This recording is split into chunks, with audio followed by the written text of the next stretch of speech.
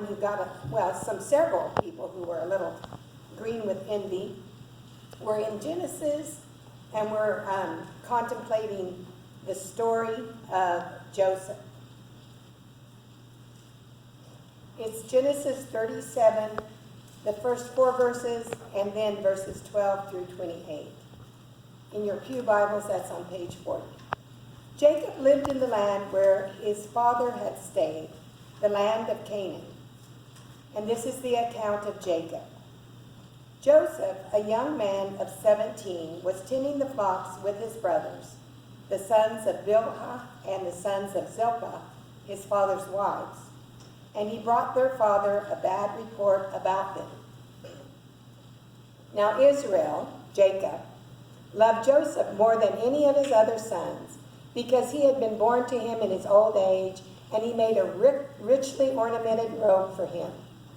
When his brothers saw that their father loved Joseph more than any of them, they hated him and could not speak a kind word to him. Joseph had a dream, and then we skip down to verse 12. Now his brothers had gone to graze their father's flock, and Israel said to Joseph, "As you know, your brothers are grazing the flocks near Shechem. Come, I am going to send you to them." "Very well," he replied. So he said to him, "Go and see if all is well with your brothers and with the flocks, and bring word back to me." Then he sent him off from the valley of Hebron. When Joseph arrived, a man found him wandering around. "What are you looking for?" Joseph replied, "I'm looking for my brothers. Can you tell me where they are grazing the flocks?" "They have moved on from here. I heard them say, 'Let's go to Dothan.'" So Joseph went after his brothers and found them near Dothan.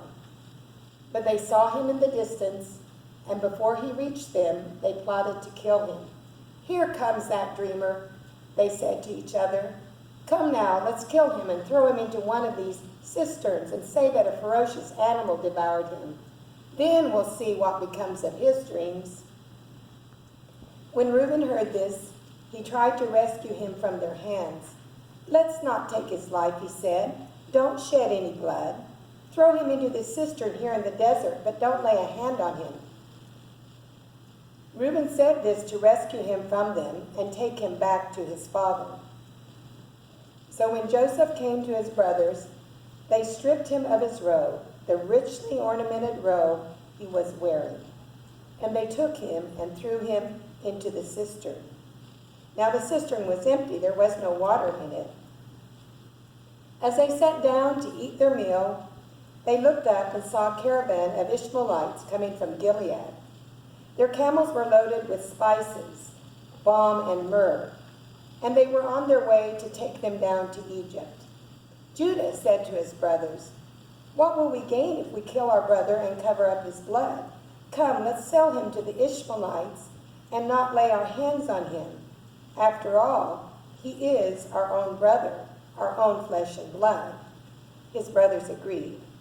So when the Midianite merchants came by, his brothers pulled Joseph up out of the cistern and sold him for 20 shekels of silver to the Ishmaelites, who took him to Egypt. This is the word of God for us as people of God. Praise be to God for his word.